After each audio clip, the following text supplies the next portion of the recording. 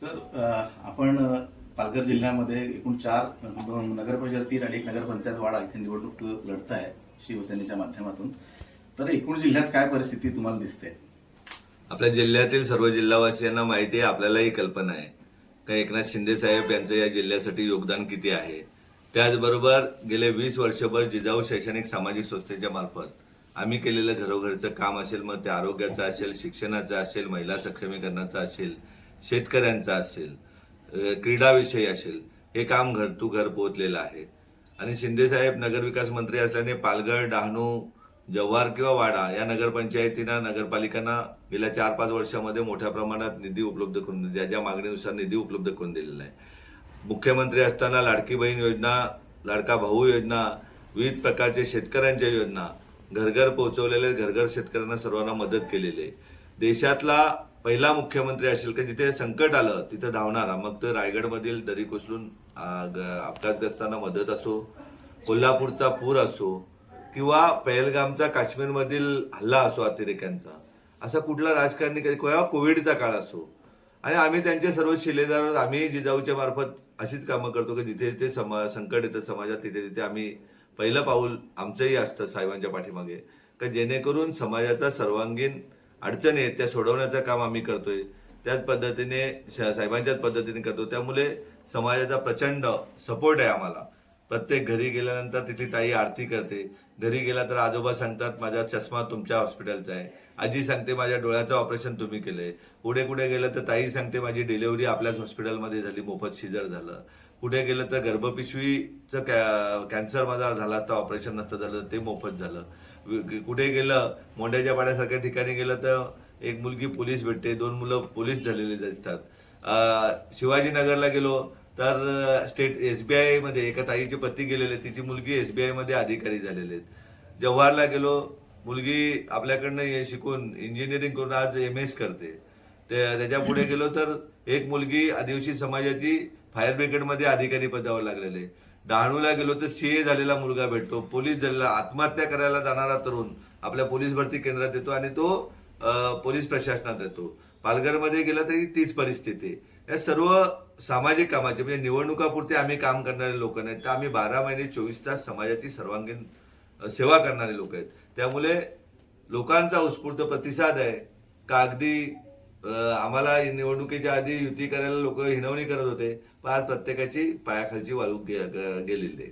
एकूणच जिल्ह्यात शिवसेनेच्या काही कार्यकर्त्यांवरती पोलिसी छापे टाकल्याच्या अफवा किंवा अशा वस्तुस्थिती काही घडली असेल तर अफवांचंही प्रमाण खूप वाढलं आणि एकूणच तुमच्या संबंधित जे कार्यकर्ते आहेत त्यांच्यावरती कारवाई होते, अशा पद्धतीच्या अफवा पसरवून आपल्याला बॅकफुटवर आणण्याचा प्रयत्न केलाय का? अफवा कधी पसरवल्या जातात? जेव्हा समोरच्या योद्ध्याला हरवता येत नाही, मग काहीतरी अफवा पसरल्या जातात. मग उदाहरणार्थ एक जो गुन्हा आहे, माझ्या नातेवाईकाने गुन्हा झालाय, आज तुम्ही पत्रकारिता क्षेत्रात इतके वर्ष आहात, कधी असं असतं का याच्या मेवण्याने हा गुन्हा केला म्हणून अशा प्रकारच्या बातम्या असतात.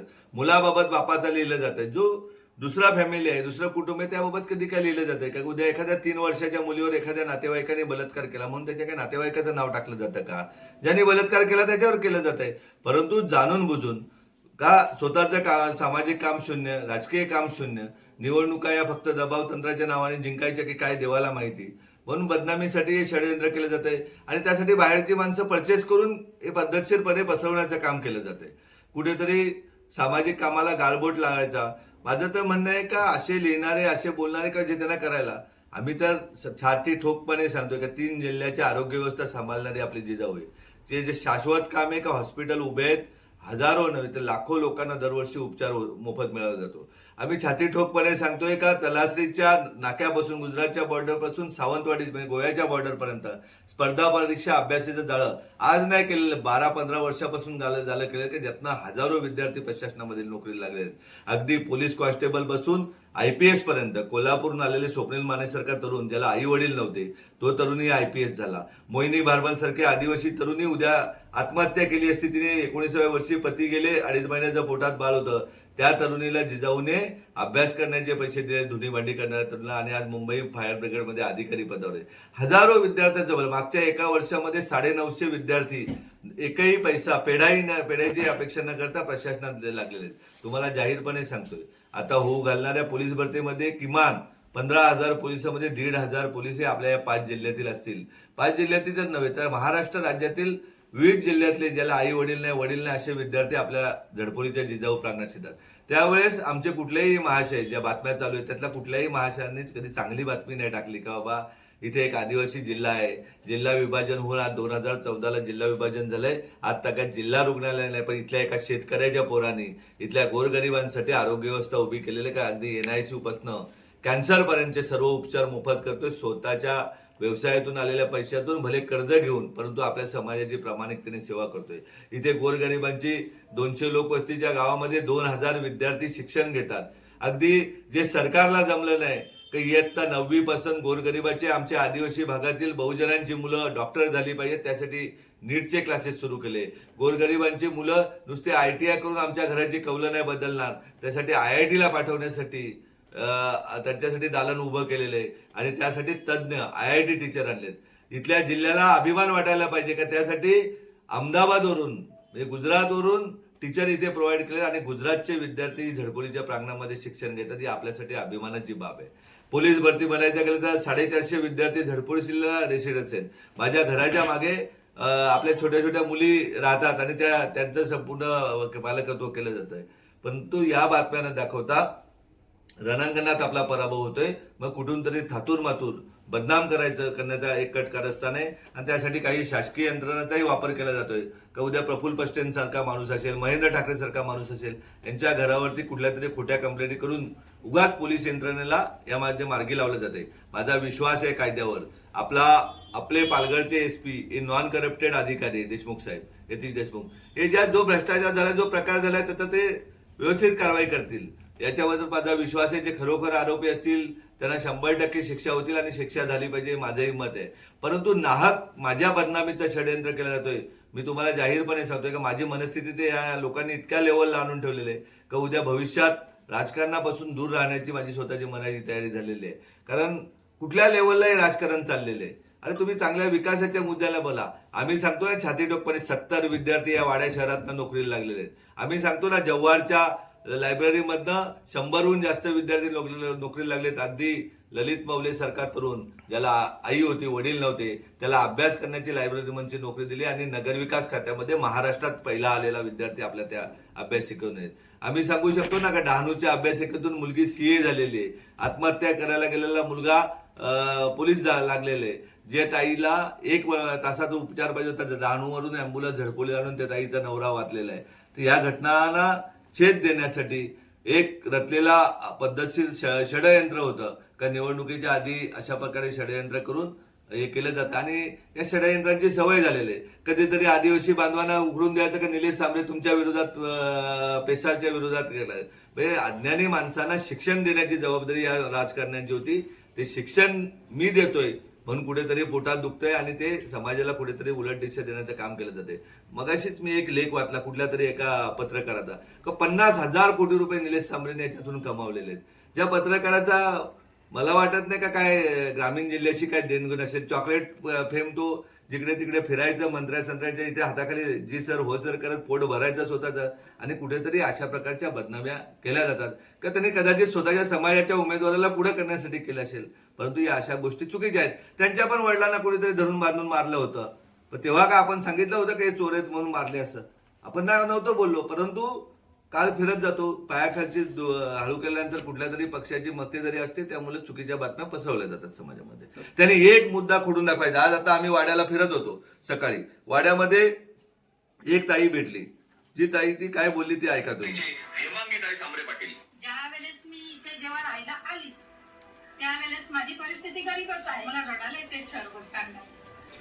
पण मी आज आप्पा मुले आणि हेमांगी ताई मुले जी का आहे स्वतःच्या पायावर ती आप्पा मुले आणि हेमांगी ताईने माझ्यासाठी एवढं केलंय की मी शब्दात पण सांगू शकत नाही. म्हणजे तो प्रसंग माझ्या समोर आला तरी मला असं रडायला येते.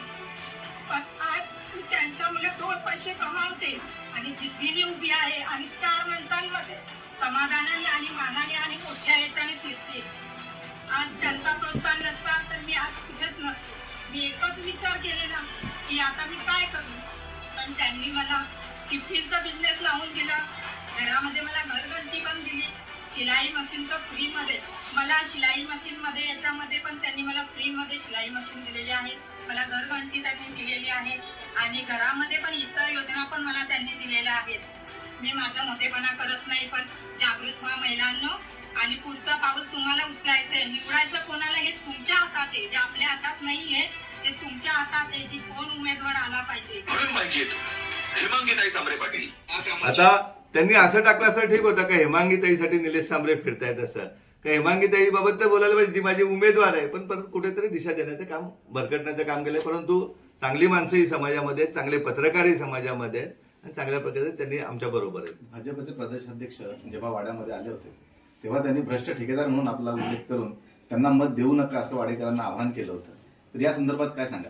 रविदादा आमचे मित्र आहेत, परवा आम्ही चहा पण घेऊ कदाचित, परंतु त्यावेळेस त्यांना जिल्ह्याची माहिती ते माझ्याबद्दल नसतील बोलले, कारण त्या रस्त्यावर निलेश गंधेंनी पण सुप्रीमच्या काळात काम केलं होतं आणि हर्षद गंधेंनी पण खूप मोठ्या प्रमाणात खड्डे भरण्याचं काम 10-10 लाखाचे टेंडर स्प्लिट करून केले होते. मला वाटतं 40-50 टेंडर स्प्लिट करून गेले. ते त्यांच्याबद्दल बोलले, ते माझ्या जवळचे मित्र आहेत, माझ्याबद्दल चांगलंच बोलत असतात. तुम्ही कुठेतरी गैरसमज करून देऊ नका का माझ्याबद्दल बोलले असं. माझा काय तसं त्या कामाची काही संबंध नाही, मी कुठेही ठेकेदार नाही. ते त्यांना पण माहिती, रविदादांना पण माहिती आहे का मी कुठेही त्या रस्त्यावरती ठेकेदार नाहीये, ते कंपनीचा माझा काही संबंध नाहीये. या आता वाड्या शहरात जी निवडणूक आहे इथे तुम्ही प्रचार केलाय, तर या प्रचारानंतर तुम्हाला आता काय चित्र दिसतंय उद्याचं?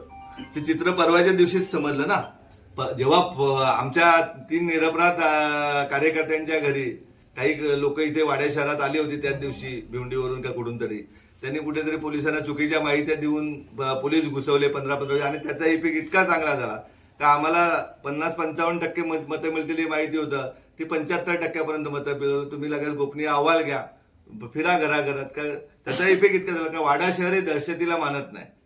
आणि या दबावाला मला वाटतं याच कार्यालयात मी लाईव्हला दिलं होतं तुम्हाला, काही असे दबाव विभाग आपल्याकडे नाही चालत. मी तर लोकसभा लढवलेली ना, आणि लोकसभा अपक्ष लढवलेली आहे. किती मोठी माणसं होते आमच्या इकडचा एक नेता सांगत होता विक्रम मडता, आता तू एवढ्या मोठ्या राक्षसासमोर का लढतो. म्हटलं आम्ही माणूस हे देवाचं रूप आहे आणि देव कधीही राक्षसावरती मात करत असतो.